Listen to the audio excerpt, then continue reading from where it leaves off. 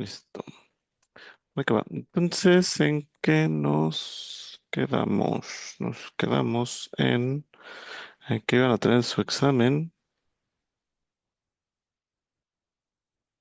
pero no se preocupen porque si gustan, podemos hacer un pequeño,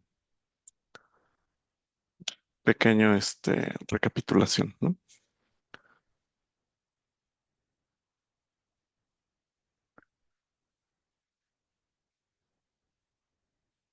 Va acá. Entonces, habíamos dicho, nos habíamos quedado justo, ay, es que eran más personas. Listo. Entonces, nos habíamos quedado en esto, ¿no? En los dos enfoques de requerimiento de capital. Uno es el enfoque bottom-up, otro es, que es el europeo, otro es el top-down, que es el mexicano. Ahora vamos a entrar a detalle, ¿no? Entre cada uno, pero básicamente la idea de los dos justo es, o el objetivo, digamos, de los dos, es calcular un requerimiento de capital de solvencia total, ¿no? O sea, de la compañía de seguros, pues, ¿no? Es decir, sacar el VAR de la variable aleatoria de la compañía de seguros completa, ¿no? Ese es el objetivo. Ahora, ¿cuál es el tema? El tema, como te había dicho, es que el requerimiento de capital de solvencia típicamente, bueno, el, o sea, la compañía de seguros sí sabe cómo se comportan sus riesgos de manera marginal. Es decir, la compañía de seguros típicamente sí sabe cómo calcular el requerimiento de capital de solvencia, por ejemplo, de su cartera de vida o del riesgo de siniestros, vida, etcétera, ¿no? O sea, marginalmente hablando, tanto por línea de negocio como por tipo de riesgo, sí sabe cómo calcularlo. El tema es que o sea, cómo integro todo para obtener uno totalizado, ¿no? Entonces, ahí radica la diferencia de los dos enfoques. El enfoque bottom-up, básicamente lo que te dice es, pues agárrate, o sea, calcula lo que ya sabes calcular de manera marginal y después agrégalos, pégalos y obtén el totalizado que tú originalmente era el que querías, calcular o obtener. Ese es el enfoque europeo, el bottom-up, ¿no? Ahora, el top-down lo que te dice es, no, a ver, bueno, y el tema del bottom-up es cómo agrego los riesgos, ¿no? El tema ahí es que justo la opción que se utiliza ahí este, en este enfoque es el enfoque de matriz de correlación. Que ahorita lo vamos a ver. Tengo un ejercicio de Excel que es muy sencillito, donde que va a quedar muy, muy, muy claro, ¿no? Ok. Entonces, ¿cuál es el tema de esta metodología? La metodología es que asume, ¿no? Por construcción, que cada uno de esos cajoncitos, de esos riesgos, se distribuye normal. Y el problema es que en seguros no, los riesgos no se distribuyen normal, tienen colas muy pesadas. Entonces, ya desde ahí, la metodología de agregación de riesgos ya está subestimando la cola de todos los riesgos cuando los agrega, ¿no? Cuando los suma, ¿no? Ese es el detalle, ¿no? Bueno, ese es el tema, pues. Y ese es digamos, el gran cuestionamiento de esta metodología, que su supuesto base, pues, no es consistente con respecto eh, pues, a lo que realmente sucede, ¿no? En la realidad, ¿no? Que no se distribuyen normales. Pues para eso existe el otro enfoque, que es más complejo, pero es más, digamos, no sé si decirlo purista, pero sí más correcto, pues, en ese sentido porque básicamente lo que hace es que integra todos los riesgos, ahorita vamos a verlo, ¿eh? Todos los riesgos o sea, de manera simultánea hace que todos estén de manera conjunta ejecutándose al mismo tiempo, de tal manera que cuando encuentras el peor escenario, lo encuentras a nivel compañía, ¿no? Que era lo que originalmente lo querías, a nivel total cartera, y no a nivel, y no tiene que haber un proceso de agregación de riesgos. Sin embargo, en la metodología mexicana, no, todo es en la teoría, ¿no? Pero en la regulación mexicana sí se está utilizando una metodología para agregar riesgos pero cuando se agregan los riesgos es cuando se agregan las pérdidas a nivel ramo, porque ya ven que les había platicado, ¿no? Este enfoque, hay un programita que en el sector le llaman ejecutable. Básicamente es un ejecutable, básicamente. Lo hicieron en MATLAB, pero es un programita que el regulador le provee a todas las compañías de seguros y ahí en ese programita tú le cargas todo tu flujo de tu cartera, lo ejecutas y ya te da el requerimiento de capital de solvencia de los flujos que tú le hayas corrido. Ese programita lo hizo la comisión, lo hizo MATLAB, lo hizo, si no, no sé si, creo que sí les nombré es que lo digo, pero bueno, si no, lo hizo este Gerardo Rubio, que es es profesor de la Facultad de Ciencias o era ayudante de la Facultad de Ciencias. En mis tiempos era ayudante de Anameda, pero ahorita francamente no sé muy bien si siga o no. Lo que sé es que te digo que tiene una consultoría, creo, no sé si te lo he dicho, pero tiene una consultoría donde está, bueno, él trabaja en la comisión, o sea, haciendo este ejecutable. Sale de la comisión y se dedica ahora, pues, es consultor, ¿no? Entonces da consultorías a supervisores de Latinoamérica para la implementación de Solvencia II. Bueno, el punto es que ese ejecutable internamente ya tiene la agregación, ¿no? De los riesgos, pero ¿qué es lo que agrega? Agrega cuando encuentra las pérdidas, no sé, de la cartera de vida y la cartera de autos y de la cartera de incendio, em, la agregación, digamos que la hace a nivel ramo sobre los riesgos de mortalidad, de siniestralidad y ¿no? Pero eso ya lo tiene internamente el ejecutable. Ahorita vamos a ver justo un poquito más a detalle, pero bueno, ese es a grandes rasgos, ¿no?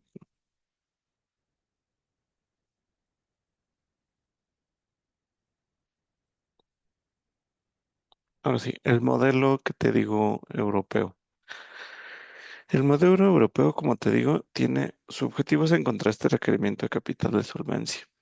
Y esto lo hace a nivel ramo, es lo que te digo, ¿no? O sea, como que viene en varios niveles, ¿no? Tenemos a nivel RAM, ¿no? A nivel, bueno, línea de negocio, tipo de riesgo, no sé cómo decirlo, pero lo tiene subdividido así. El requerimiento de capital de solvencia, lean el requerimiento de capital de solvencia como el peor escenario, ¿no? Lo peor que le puede pasar a la compañía a totales depende de lo peor que le puede pasar a la compañía de la cartera de vida, de la de salud, de la de daños, de lo peor que le puede pasar en términos de fluctuaciones de mercado y en términos de riesgos de contraparte, ¿no? O sea, que los terceros, ya sea reaseguro o mercado, pues haya un incumplimiento por parte de ellos, ¿no? Eso es lo peor eso es lo que dice este modelo. Lo peor que te puede pasar está en función de lo peor que te puede pasar por cada tipo de riesgo. Entonces, las compañías de seguros lo que tienen que hacer es identificar cuáles son los riesgos a los que está expuesta la compañía de seguros, ¿no? Eso es lo que hace el área de riesgos. Lo que hace el área de riesgos es, le, o sea, se mete en la operación de toda la compañía, se mete en todos los manuales de toda la compañía, de suscripción, de inversiones, de productos, no sé, de toda la compañía de operaciones, de finanzas, ¿no? Se mete a toda la operación, todo y mediante ese análisis cualitativo empieza a identificar, dice, hay un riesgo aquí, aquí, empieza a identificar los riesgos, ¿no? Y después de que los tiene identificados, los cuantifica, ¿no? Los pone en este mapeo y dice, ah, ok, hay un riesgo por un exceso de siniestralidad con respecto al esperado, no, no sé si se va metiendo en cada uno, ¿no? Y cuando calcula el peor escenario, por ejemplo, para vida, ¿no? Por ejemplo, el enfoque europeo lo que te dice básicamente es lo puedes estimar, por ejemplo, porque mira, aquí abajo ya no sale en la imagen, pero tienes todavía una subdivisión interna, ¿no? Este tiene una subdivisión interna. Por ejemplo, tienes el RCS de life, no sé, de mortalidad. Tienes el RCS de life de cancelación, ¿no? Tienes RCS de life de gastos. Mm, no sé, si tuvieras algunos beneficios adicionales, ¿no? Podría ser life, em, no sé, no sé, de invalidez, por ejemplo, las coberturas adicionales de invalidez. Entonces, si te fijas, viene una subdivisión. Tiene una subdivisión de riesgo, o sea, el riesgo de vida no es el riesgo de vida per se, todavía hay una subdivisión abajo por tipos de riesgo, ¿no? Que se me exceda la mortalidad con respecto a la esperada, que se me exceda la cancelación con respecto a la esperada, que se me excedan los gastos con respecto a la esperada, que se me exceda la siniestralidad de invalidez con respecto a la esperada, ¿no? O sea, hay unos subcajones abajo, igual de salud, ¿no? Que haya más morbilidad, que haya más frecuencia, que haya más severidad, que haya más inflación médica, en fin, todos los riesgos que yo tengo identificados, ¿no? Serían parte, o sea, serían subriesgos de un riesgo principal que es desde salud, ¿no? Entonces, otra vez, este enfoque empiezas a mapearlo todo en un mapa gigantesco y a ponerlo en niveles, ¿no? Te vas al nivel más bajo, por ejemplo, te vas a este nivel y dices, ok, ya tengo mapeados todos los riesgos y también en niveles, ¿no? Ok, me voy al nivel más bajo. Me voy a ir a life, mortalidad, ¿no? Y esto lo hago para cada cajoncito. Si me voy a daño, sale lo mismo. Si me voy a mercado, ¿qué riesgos de mercado tengo? Ah, ok, tengo el mercado de tipo de cambio, ¿no? Si cambia el tipo de cambio, me puede afectar.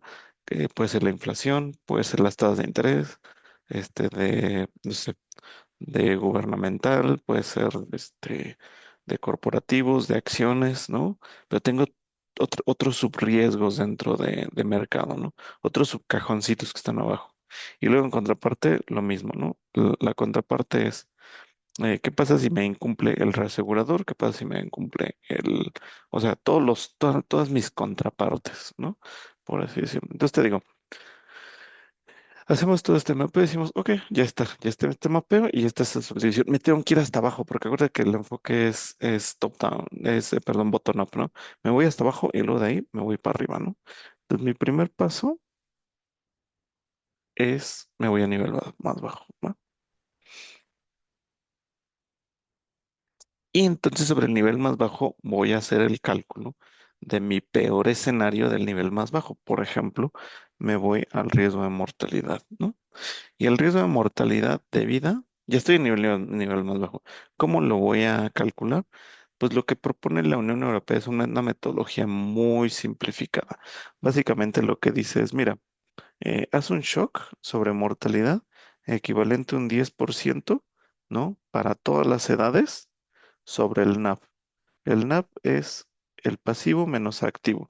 Y acuérdate que aquí dentro de pasivo tengo el BEL, ¿no? Entonces, básicamente, lo que te está pidiendo es, haz un shock determinista del 10% sobre la tabla de mortalidad base que tú estás utilizando para efectos del cálculo del BEL y haz el delta, ¿no?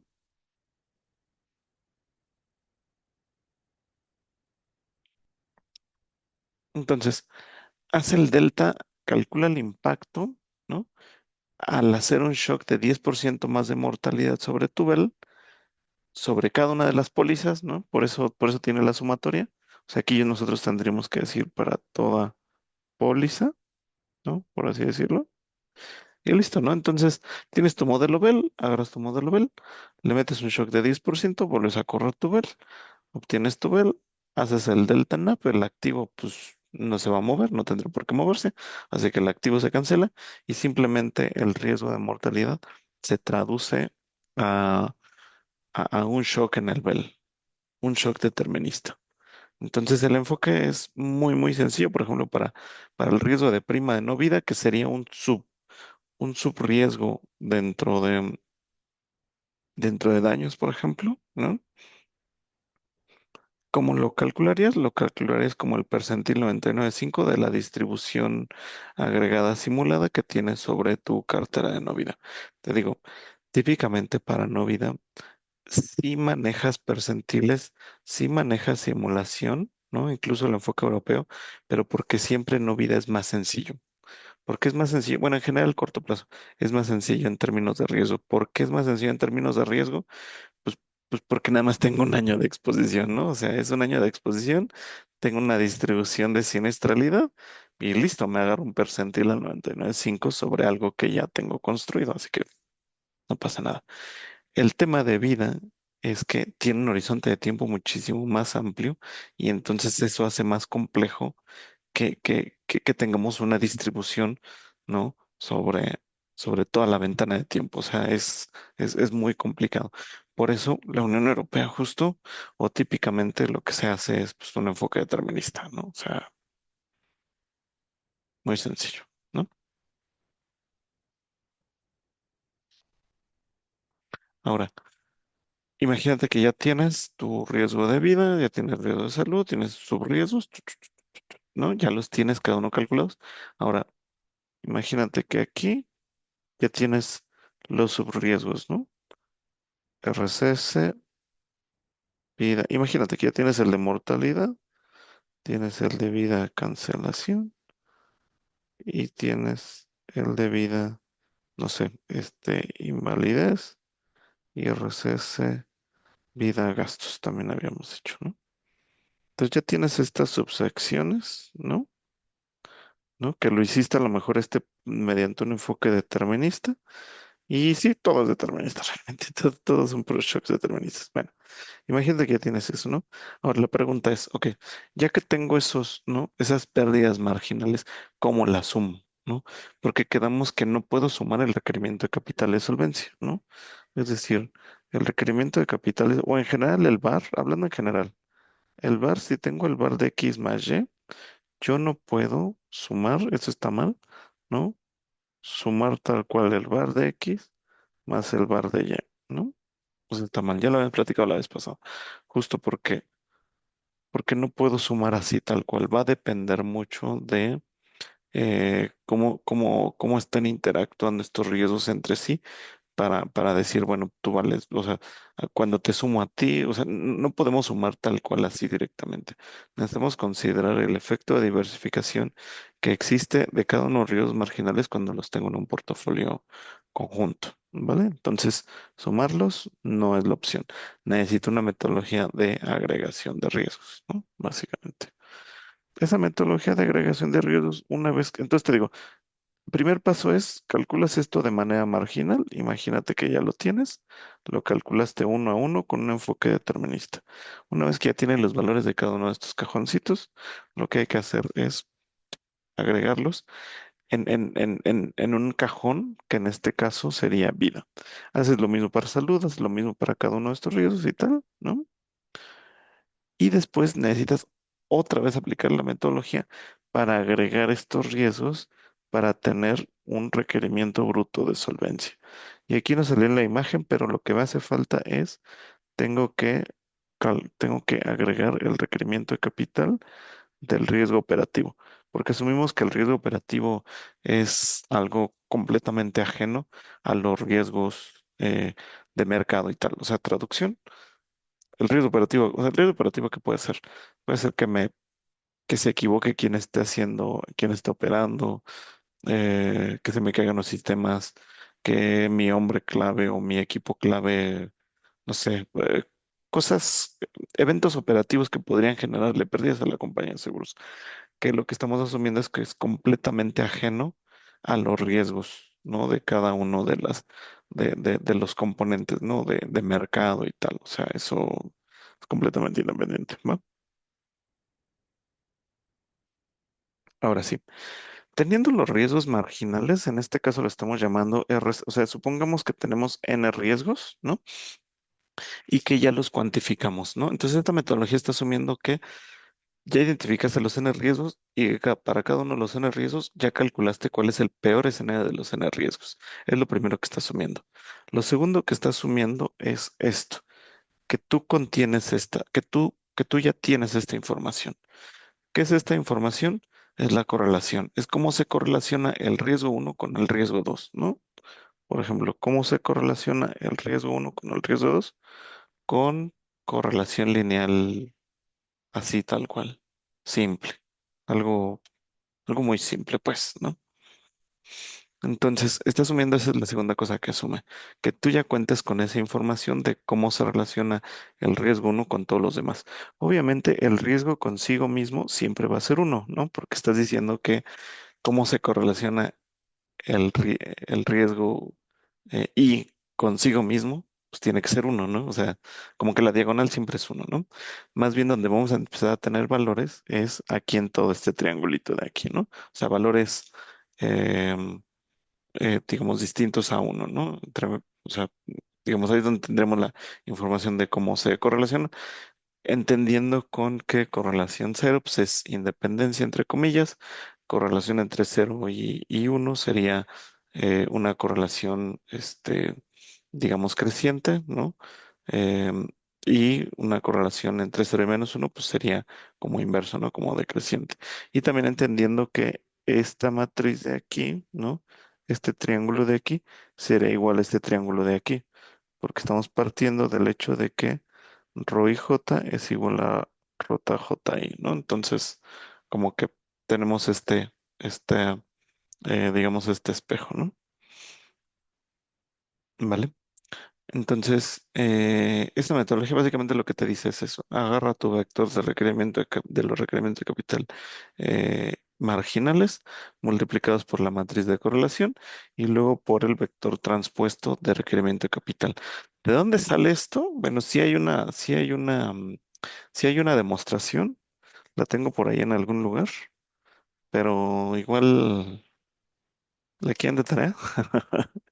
La quieren de tarea. Es muy sencilla, ¿eh? ¿La hacen de tarea?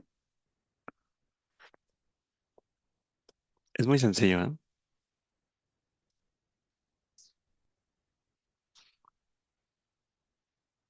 Nada más tienes que partir del hecho de que cada uno de los riesgos X y se distribuye normal con media mu i y sigma cuadrada i.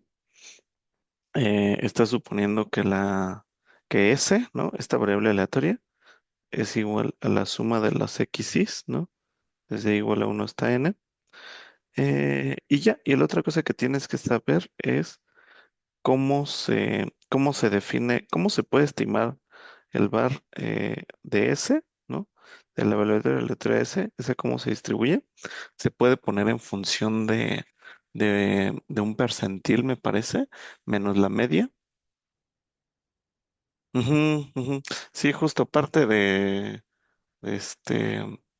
de Markowitz. Sí, sí, sí, también como que tiene mucha similitud, ¿no? Ujú. Em, Y otra cosa que necesitas, o sea, te estoy diciendo cuál es lo que necesitas. La otra cosa que necesitas saber es la definición de requerimiento de capital de solvencia. La definición de requerimiento de capital de solvencia es igual al bar de S menos el bel de S, ¿no?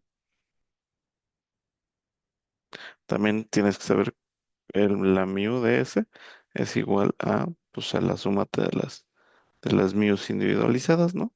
Y ya con esto sale. Nada más dices, la verdad no me acuerdo cómo es, pero es una propiedad de la normal que puedes poner el bar en función de un cierto percentil y menos la media, me parece. Ahí es donde está el truco.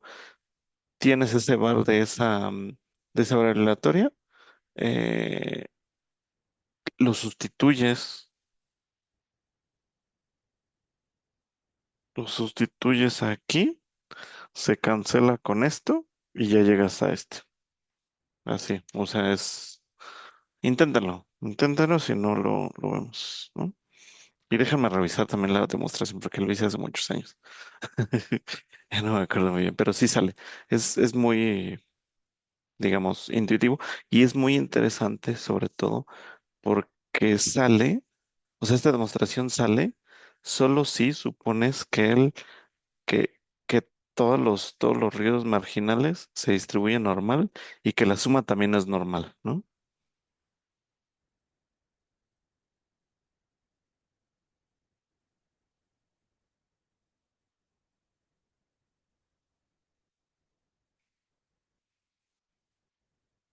Esa es otra cosa que hay que saber, ¿no? S, la sumatoria de cada uno de los riesgos marginales, también se distribuye normal con parámetros mu S, sigma cuadrada S, y con eso sale directito, ¿no? Pero es interesante como si necesitas la hipótesis de que se distribuye normal, si no, no la armas, ¿no? Ese es lo interesante. Y justo es una falla estructural. Bueno, entonces esto se le queda de tarea, ¿no? Échale un ojito. Este, dice, inténtalo y si no, pues ya lo vemos, ¿no? Pero bueno, si es una falla estructural, porque justo supone que todos los riesgos de manera marginal se distribuyen normales, pero te digo que eso no ocurre porque en general tenemos colas pesadas y el tema de esto es justo esto. O sea, o sea, es una falla severa porque estamos tratando de agregar escenarios peores escenarios, ¿no? O sea, los requerimientos de capital de solvencia, estos son peores escenarios. ¿Qué es lo peor que me puede pasar? Estoy bajo escenarios extremos. Entonces, si en la metodología de suma, de agregación de riesgos, ya estoy subestimando los escenarios extremos, es una falla porque puede ser grave, ¿no? Eso es lo que se platicó en su momento cuando te digo que este es el enfoque de la Unión Europea, pero también es lo que AMI se estuvo proponiendo y todo el sector. AMI siguió tal cual lo que estaba haciendo la Unión Europea en ese momento, ¿no? Entonces llegaron a este tema y ahí es donde muchos académicos empezaron a decir, oye, no puedes hacer eso porque extremos, con las entonces todos ahí los académicos empezaron a levantar la mano a que esto pues estaban subestimando lo que originalmente se quería estimar que básicamente era el, los escenarios extremos, ¿no? Ok, entonces todo este enfoque europeo a muy grandes rasgos, ¿no? Que es el modelo estándar europeo. Ahora, déjenme abrir. Yo les puse ahí en el Drive, hay un Excel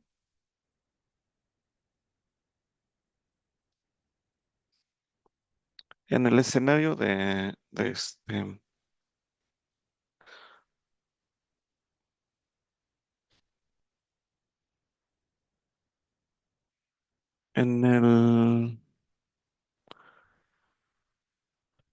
en el Drive hay una carpetita que se llama Prácticas Ayudante.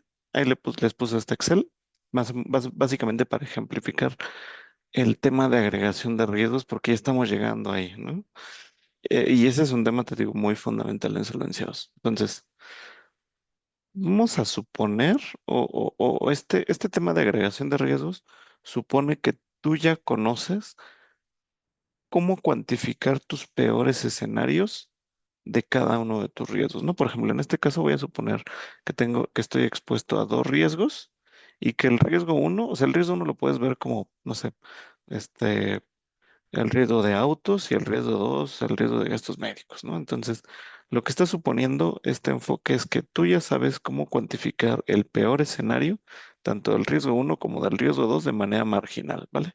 Entonces, el tema de agregación de riesgos no está contemplando, o sea, está asumiendo eso, que tú ya conoces, que tú ya tienes el conocimiento de tus riesgos de manera, eh, digamos, de manera anticipada, ¿no? En este caso vamos a suponer, ¿no? Porque la metodología ya lo pide, vamos a suponer que el riesgo uno se distribuye log normal con parámetros 6 y punto uno, me lo inventé, tal cual me lo inventé. El riesgo 2 se distribuye gamma con parámetros 4 y 25. Así, tal cual. O sea, eso es lo que estoy asumiendo, porque la metodología así me lo pide. Entonces, ahora sí, vamos a empezar a ver o a explicar estos conceptos de riesgos, ¿no? Em, entonces, por ejemplo, aquí, ¿no? ¿Qué es lo que hice aquí? Dije, este es el riesgo uno, ¿no? Y el riesgo uno quedamos que era una log normal, entonces aquí estoy haciendo una inversa log normal, ¿no? Estoy generando números aleatorios, o sea, estoy generando diferentes escenarios, suponiendo que ese riesgo se distribuye log normal con los parámetros uno y 2 de la otra hojita, ¿no? Entonces, básicamente lo que estoy haciendo aquí es, estoy simulando uniformes ceros unos, ¿no? Y aquí estoy tomando esos escenarios, bueno, esos números aleatorios entre cero y uno, ¿no? Bajo una distribución log normal para el riesgo uno, ¿va? Y esto le estoy llamando LP, ¿no? L de pérdida, losses, ¿no? Lo he estado usando mucho en la distribución de pérdidas. L, bueno, L, P de pasivo, yo sé, estoy usando Spanglish, pero en la regulación así viene, por eso lo estoy tratando. O sea, no me echen la culpa, viene la regulación, ¿no? Viene la regulación. Entonces, la LP del riesgo uno, ¿no? Va a ser justo, estoy generándola con una log normal, inversa, ¿no? Y para el riesgo 2 dijimos que era una gama, entonces estoy generando una gama inversa con con otro aleatorio. Entonces, si te fijas, los aleatorios que estoy usando es el aleatorio para el riesgo uno y el aleatorio del riesgo 2. Pero si te fijas, o sea, lo estoy, digamos, construyendo de manera independiente, ¿no? Es decir, este aleatorio lo genero, o sea, vamos a verlo así, estas son probabilidades, ¿no? Porque cuando saco el inverso, lo que estoy haciendo, estoy sacando el inverso con base en una probabilidad, ¿no? Entonces, estas probabilidades de ocurrencia son del riesgo uno y estas probabilidades de ocurrencia son del riesgo 2 y estoy haciendo 1000 escenarios, ¿no? Entonces, lo que estoy diciendo es la probabilidad del evento del riesgo uno no tiene nada que ver, ni está mirando, ni está volteando a ver qué es lo que pasa con el riesgo 2. Los dos riesgos los estoy simulando o estoy generando diferentes escenarios de estrés, ¿no? Sin mirar el otro riesgo. O sea, estoy generando mi proceso de simulación lo estoy generando entre riesgo uno y riesgo 2 de manera independiente, ¿vale? Listo. Después uso la función percentil. Me traigo el peor escenario del 99.5. Con la función percentil básicamente estoy haciendo eso. Estoy trayéndome el peor escenario al 99.5. Entonces lo que hace Excel es, ok, generaste un diverso, generaste un montón de escenarios, ¿no? ¿Cuál es el peor escenario ordenado de menor a mayor? ¿Cuál es el peor escenario al 99.5? 525, ¿no? Igual aquí, para la gama también lo mismo, ¿ya viste? Un montón de escenarios con la función percentil. Estoy diciendo, bueno, ¿cuál es el peor escenario del 99.5, ¿no? Podríamos decir que estos dos, ¿no?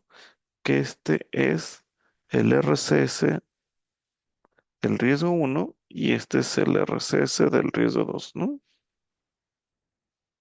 ¿Estás de acuerdo? Sí.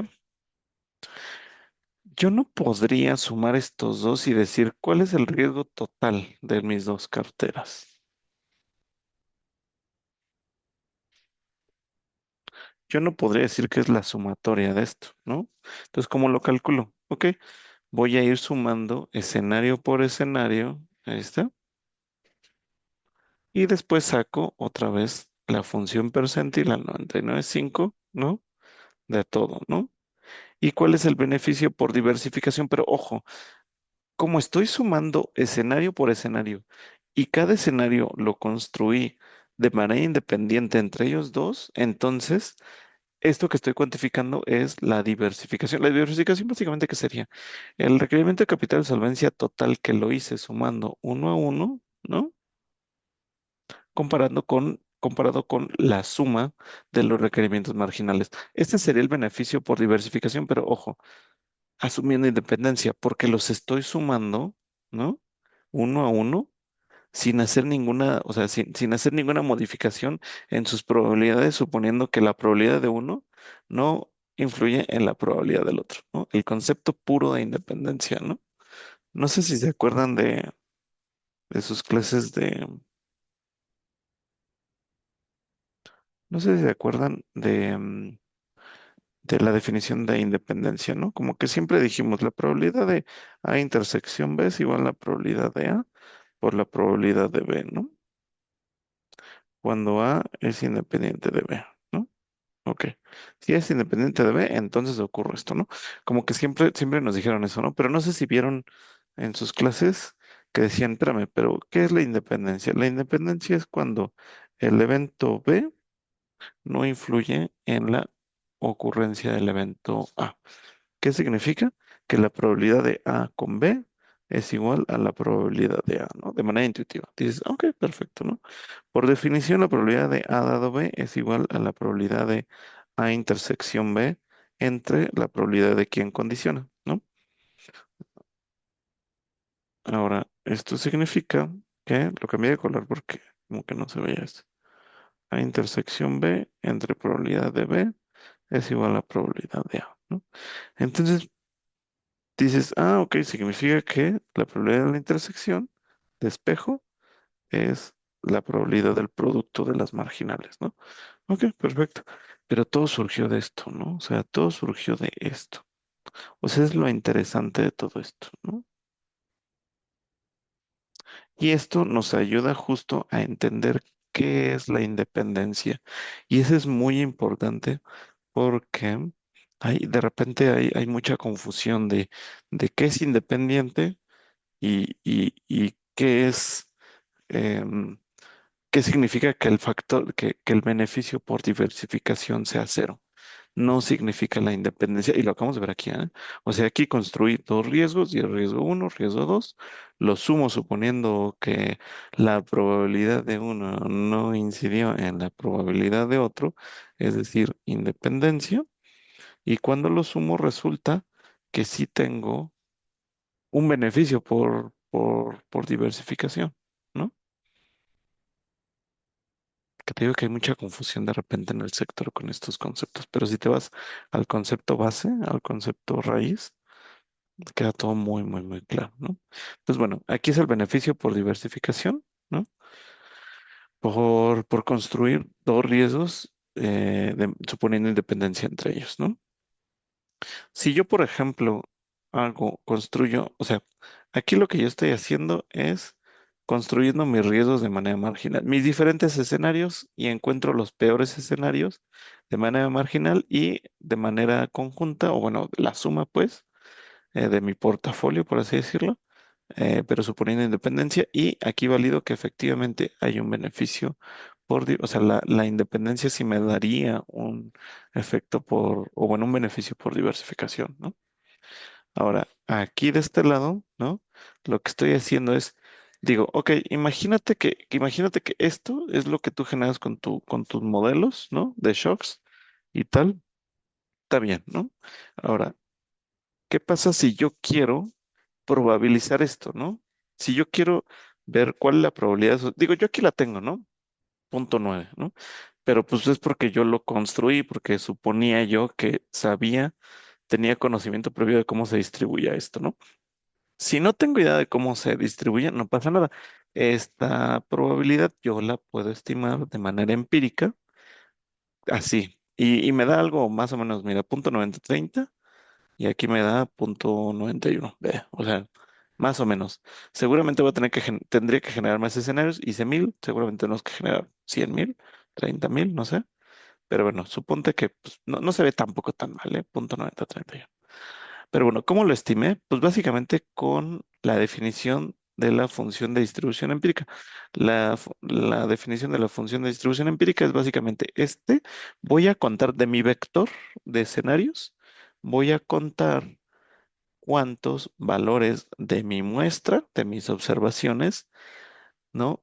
Son menores o iguales al valor que es de mi interés. O sea, lo que quiero es cuantificar cuál es la probabilidad de que ocurra este escenario de 461 pesos, ¿no? Y entonces digo, bueno, de manera empírica, si no supiera, hoy lo sé, ¿no? Porque lo construí, pero si no supiera que se distribuye el log normal, ¿cómo podría estimar esta probabilidad de manera empírica? Ok, lo que puedes hacer es cuantificar cuántos valores de tu data observada caen por debajo de tu valor que es de tu interés, encontrar su probabilidad y suponte que cayeron 10 escenarios. Bueno, no sé, cayeron 10 escenarios, ¿no? Pone. Ok, entonces vas a hacer el cociente de 10 escenarios entre el total de tu data, ¿no?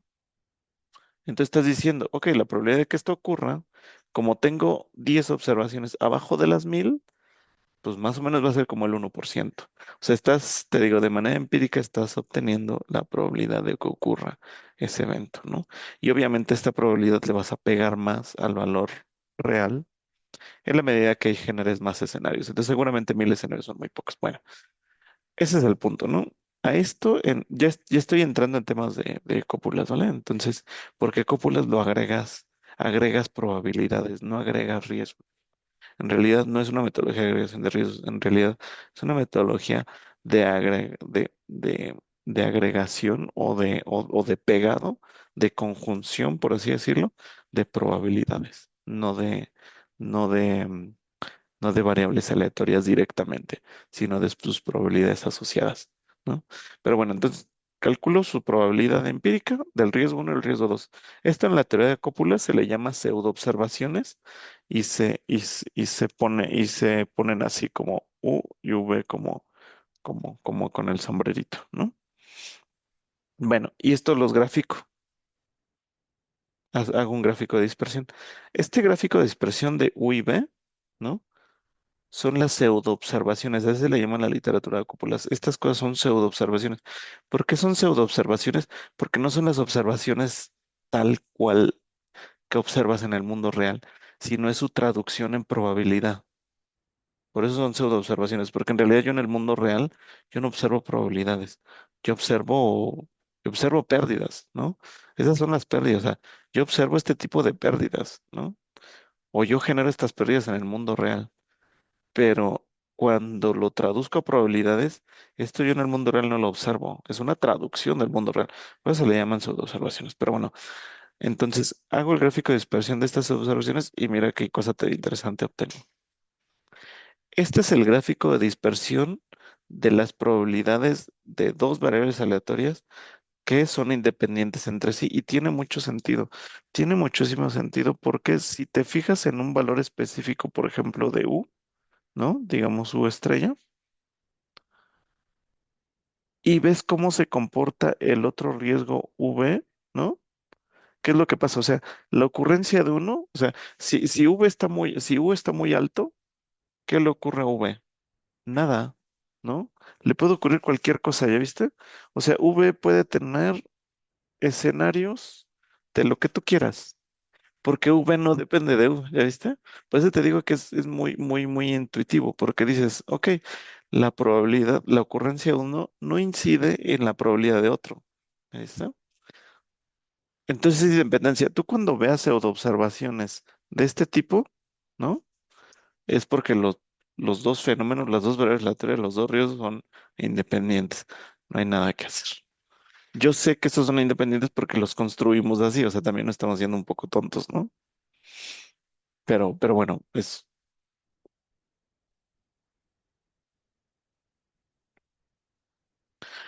vamos a ver el tema de cúpulas y entendemos este de aquí, así que esto me lo voy a saltar, ¿no? Pero como ves, aquí ya no son independientes, ¿ya viste? Porque sí depende para valores grandes de U, ¿no? Para valores grandes de U, si hay una cierta región de valores de V, ¿ya viste? Es decir, estos eventos no van a ocurrir. Los eventos que están aquí abajo, aquí no van a ocurrir. No hay probabilidad de que ocurrencia. O sea, no es probable que para eventos extremos de U, ¿no? O sea, si tengo mucha probabilidad de ocurrencia del riesgo uno, no es probable que haya una probabilidad, valga la redundancia, no es probable que haya una probabilidad más baja del riesgo 2, porque parece que hay ¿no? O sea, hay una correlación positiva entre los dos riesgos, ¿no? Sí, con una cierta dispersión, si te fijas, para valores centrales, como que la dispersión se empieza a ensanchar, ¿no? Entonces tampoco es tan lineal, puro lineal, ¿no? Pero bueno, eso lo vamos a ver cuando entremos a cópulas. Tenemos también la correlación perfecta, ¿no? ¿Qué es cómo estoy emulando la correlación? O sea, la correlación perfecta es esto, ¿no? Si uno crece, el otro crece uno a uno punto, ¿no? O sea, los dos crecen. Si me crece al doble la siniestralidad de vida o de gastos médicos, me va a crecer al doble la siniestralidad de vida, ¿no? Porque los dos son uno a uno, ¿no? Así tal cual. Esa es la correlación perfecta, ¿no? ¿Qué significa la correlación perfecta? Es que el rho de IJ es igual a uno para todo IJ, ¿no? Viendo la matriz de correlación, ¿no? Eso significa la correlación perfecta, ¿vale?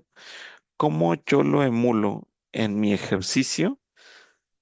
Si te fijas, estoy tomando la probabilidad de U, ¿no? La que originalmente había tomado. ¿Y qué es la correlación perfecta? Aquí. Entonces, esta es la probabilidad del riesgo uno que estoy tomando la probabilidad original. Ahora, ¿qué es lo que hago con la probabilidad 2? Es exactamente igual, ¿ya viste? O sea, lo que estoy diciendo aquí es, si el riesgo uno tiene una probabilidad de ocurrencia 0.9, al riesgo 2 tiene la misma probabilidad de ocurrencia porque los dos son uno a uno en términos de probabilidad. Entonces, gráficamente lo que ves es esto, ¿no? Los dos riesgos crecen exactamente en el mismo modo. ¿Y qué es lo que ocurre si yo lo transformo? Estos, te digo, estos son probabilidades, ¿no? Entonces estoy jugando con el tema de agregación de riesgos a nivel probabilidad, pero cuando quiero ver a nivel riesgos qué es lo que ocurre, me lo tengo que traer al mundo real, ¿no? ¿Y cómo me lo traigo en el mundo real? ¿No? Con la función percentil, ¿no? O sea, lo que estoy haciendo es, dame, dame cuál es el peor escenario al 91%, ¿de dónde? De la data original, ¿no? Lo que estoy haciendo es un reordenamiento, no sé si lo estés viendo, pero mira, esta observación de aquí o este escenario uno, cuando suponía que era independencia, este monto era 93.5, pero porque estaba asociado a una probabilidad de 0.51, ¿ya viste? Cuando yo asumo correlación perfecta entre el riesgo uno y el riesgo 2, lo que estoy diciendo es, ahora, ¿no? En lugar de estar usando en lugar de que el escenario uno esté asociado a 93 pesos, lo que estoy haciendo es modificando ese monto porque estoy modificando la probabilidad y ese monto resulta que es 170. Entonces, ¿ya viste? Es como una especie de reordenamiento de la data, ¿no? ¿Con base en qué? En la probabilidad modificada. En la probabilidad modificada de con base en qué? En la probabilidad del otro riesgo. Esto es básicamente agregación de riesgos. Voy a asumir que el riesgo 2 está en función o la probabilidad de ocurrencia del riesgo 2 está en función o se ve afectado por la probabilidad del riesgo uno, ¿no? Por lo tanto, la agregación de riesgos es modificar esa probabilidad con el ruido que me está causando la relación que estoy asumiendo con el otro riesgo y vuelvo a generar otra variable aleatoria sobre la data original. Entonces, lo que estoy haciendo en realidad es un reordenamiento. Por eso en el sector de seguros les decía que el sector, cuando hablas con alguien del sector y te habla de cópulas, siempre es casi los que no entienden van a decir, sí, son cosas raras que están ahí y ya, ¿no? Los que más o menos entienden van a decir, haz un reordenamiento, ¿no? Y ya, es todo lo que puedo resumir el sector, pero realmente lo que está ocurriendo o el reordenamiento proviene, ¿no? No sé si a ustedes les pase, pero a mí no me gusta quedarme con un reordenamiento, ¿por qué? O sea, ¿de dónde viene o qué? Ah, pues viene por eso, porque se está viendo modificada la probabilidad del riesgo 2 en función del riesgo, de la probabilidad de ocurrencia del riesgo uno, porque así fue, así es como originalmente, ¿no? Te digo, cuando supusimos independencia, cuando supusimos independencia, cuando suponemos independencia de si partimos de este hecho, ¿no? Aunque la probabilidad de la ocurrencia del evento B no incide en la probabilidad de incidencia del evento A. Y todo esto haciendo algebrita, llegas a lo que todo mundo te dice. Ah, sí, son independientes, es el producto de las marginales, ¿no?